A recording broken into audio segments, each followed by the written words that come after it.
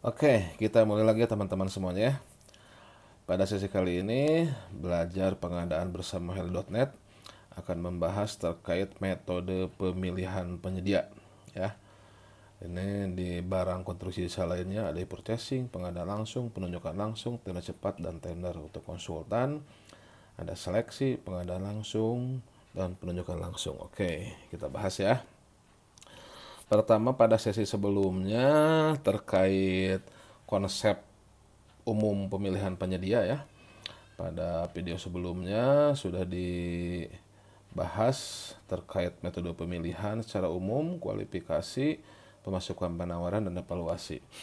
Nah, ini sekarang kita bahas lebih detail terkait metode pemilihan penyedianya ya. Nanti yang lainnya ke bawahnya terkait kualifikasi, terkait prapaskah, terkait pemasukan penawaran ya, dan terkait evaluasi akan dibahas pada sesi video yang lain.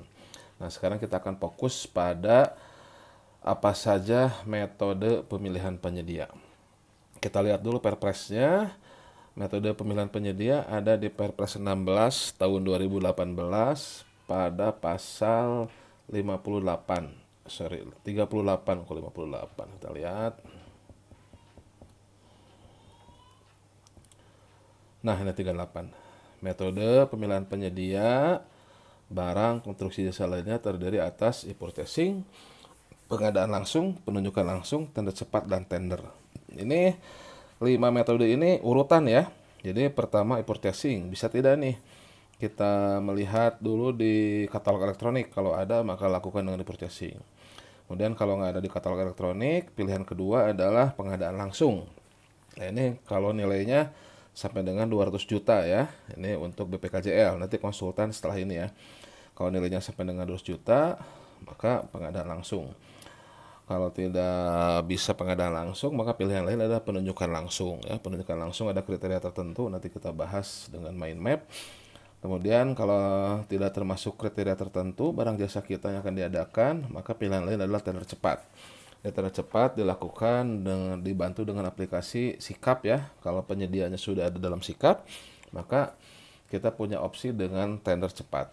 Nah, terakhir, kalau nggak bisa tender cepat, maka dilakukan dengan tender. Ini kita lihat di sini kan, nih di ayat 7-nya, tender sebagaimana ayat 1 tadi, huruf E, dilaksanakan dalam hal tidak dapat menggunakan metode pemilihan penyedia tadi A sampai D. Jadi kalau tidak bisa e-purchasing, tidak bisa pengadaan langsung, tidak bisa penunjukan langsung, tidak bisa tender cepat, maka lakukanlah dengan tender itu. Nah, itu untuk konstruksi barang jasa lainnya di Perpres ya. Kemudian kalau untuk konsultannya ini di pasal 41. Nah, ini metode pemilihan penyedia jasa konsultan, ada seleksi, pengadaan langsung, penunjukan langsung, kurang lebih sama. Cuman di sini pengadaan langsungnya bukan sampai dengan 200 tapi sampai dengan 100 juta untuk pengadaan langsung. Oke. Ini di Perpres. Kemudian kita bahas lebih detail, kita lihat pakai mind map ya. Oke. Ini di pasal 38 tadi sudah kita perlihatkan pasalnya untuk barang konstruksi jasa lainnya. Nah, ini sama ya metode pemilihan penyedianya. Makanya di video sesi jenis barang jasa sudah diingatkan bahwasannya kita di awal harus tahu ya ini apa ini jenis barang jasanya ya. Karena nanti ya termasuk di sini di pemilihan penyedia akan ada perbedaan nih. Jasa konsultan suka beda jauh, BPKJL beda-beda tipis. Nah, kalau sekarang ini BPKJL sama nih ya. Metode pemilihan penyedia untuk barang, pekerjaan konstruksi jasa lainnya ini ada 5. Ada e-purchasing, pengadaan langsung, penunjukan langsung, tender cepat, dan tender. Oke. E-purchasing ini kalau barang jasa yang akan kita adakan sudah ada dalam katalog elektronik. Jadi dilihat di katalog elektronik, websitenya www.dikatalog.lkpp.go.id. Kalau sudah ada di sana, maka teman-teman semuanya bisa melakukan metode dengan e-purchasing. Jadi seperti pembelian di online shop lah, di toko online itu ya. Itu tinggal dipilih aja barangnya, tinggal dieksekusi. Nah, itu e-purchasing. Nah, e-purchasing sebetulnya ini metode pemilihan penyediaannya ini Sorry, ini ada typo sedikit ya. Ya. Jadi ini sebetulnya e-purchasing itu sebetulnya bukan murni metode pemilihan penyedia ya. Ya, karena apa? Karena e-purchasing ini penyedianya sudah dipilihkan oleh Pokja Katalog Elektronik.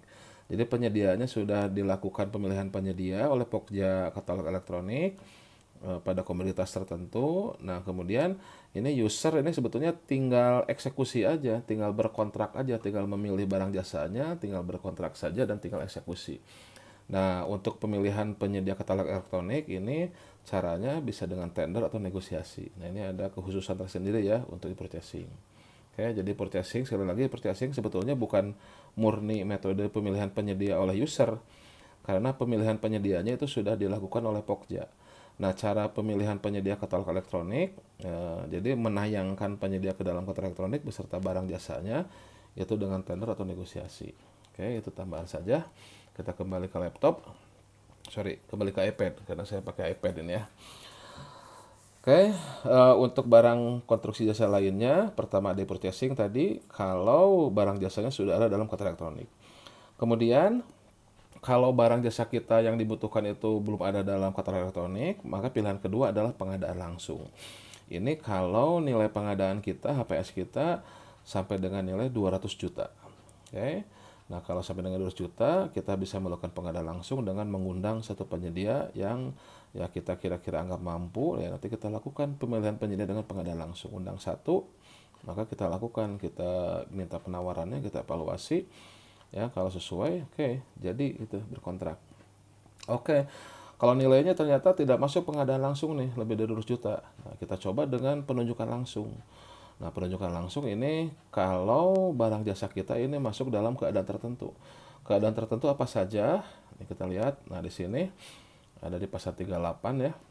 Nah, ini untuk kompresi mendadak, menindaklanjuti komitmen internasional yang dihadiri oleh Presiden atau Wapres. Rahasia, ya, seperti misalkan ada pengadaan di KPK, di LPSK yang harus dirahasiakan negara, di BIN, ya. Nah, itu silahkan penunjukan langsung. Satu, kesatuan sistem konstruksi dan tanggung jawab atas risiko kegagalan bangunan untuk unforeseen condition. Ini silahkan penunjukan langsung. Hanya satu penyedia yang mampu, ya jelas ya, langsung tuju ke satu penyedia tersebut. Ya. Kemudian pengadaan dan penyaluran benih unggul yang meliputi benih padi, jagung, kedelai, pupuk, urea, NPK, dan CTA kepada petani. Silahkan penunjukan langsung. Sarana prasarana utilasi umum di lingkungan perumahan bagi masyarakat berpenghasilan rendah, silahkan. Spesifik, ada hak paten, ya, izin dari pemegang hak paten, ya, ini silahkan. Atau pihak yang menjadi pemenang tender untuk mendapatkan izin dari pemerintah, nah ini silahkan penunjukan langsung. Atau satu lagi, tender ulang yang gagal, nah dengan persetujuan PA, ini bisa dilakukan penunjukan langsung. Nah ini adalah keadaan tertentu untuk penunjukan langsung. Oke. Nah selanjutnya, oh ternyata tidak masuk nih barang jasa kita dalam kondisi atau dalam keadaan tertentu tadi, maka pilihan lain adalah tanda cepat. Tanda cepat ini kita lakukan apabila penyedianya sudah ada dalam sikap, ya, sistem informasi kinerja penyedia, aplikasi sikap ini, dan kemudian untuk pengadaan yang spesifikasi dan volume pekerjaannya sudah dapat ditentukan secara rinci. Jadi standar lah volumenya, umum volume, spesifikasinya sudah umum, ya sudah standar.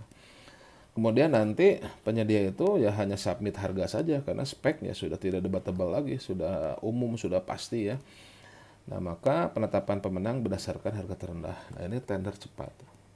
Kemudian kalau nggak bisa e-purchasing, nggak bisa pengadaan langsung, nggak bisa penunjukan langsung, maka kita lakukan dengan tender. Nah, ini adalah metode pemilihan penyedia untuk barang konstruksi jasa lainnya. Selanjutnya untuk konsultan apa saja? Nah, untuk konsultan ada 3 ini. Pertama ada seleksi. Nah, seleksi ini mirip dengan tender ya. Jadi kalau tender itu diumumkan secara luas di SPSE ya. Kemudian pengadaan langsung. Nah, pengadaan langsung ini nilainya sampai dengan 200 juta. Kalau tadi pengadaan langsung di BPKJL 200 juta, ya ini 100 juta. Berbeda. Kemudian pengadaan langsung, nah ini sama untuk keadaan tertentu. Dalam artian hanya satu penyedia yang mampu.